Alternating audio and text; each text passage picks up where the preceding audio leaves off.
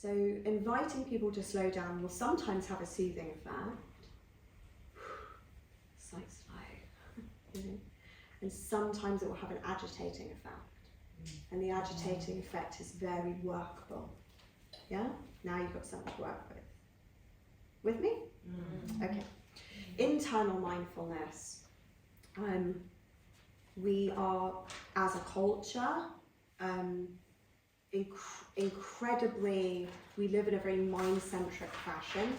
We're very split from the body.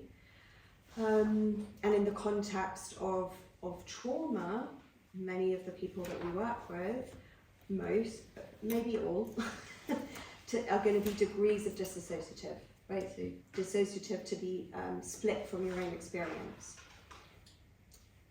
You will see this on varying levels, but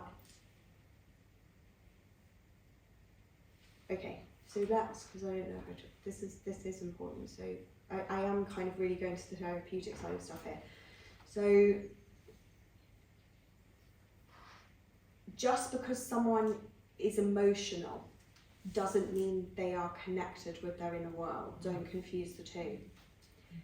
If we are dissociated from what we feel, it doesn't have to be dissociative on the level of total dorsal collapse, right? But we're disconnected from, right? There's a disconnect from what's really happening in here.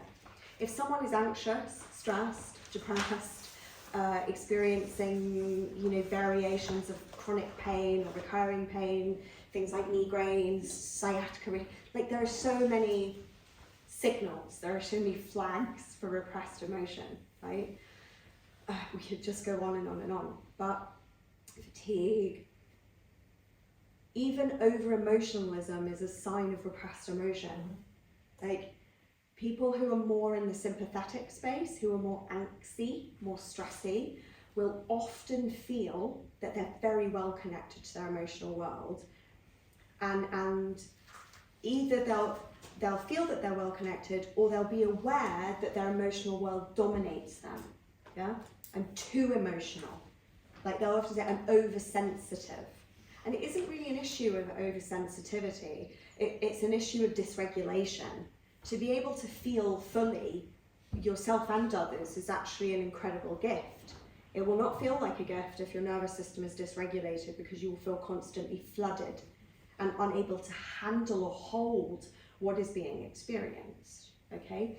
So it's important for you to realise that the way someone describes their relationship with their inner world is not necessarily a reflection of what's really happening. That's important. Yeah? What story do their symptoms tell?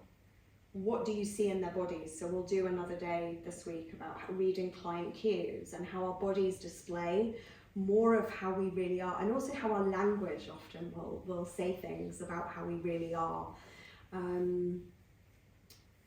So really everyone that comes to you, and I think that's just a cultural issue. I mean, what emotional education did you guys have in school or in your family unit? None. Yeah, right? None. That's not a valuable thing to learn.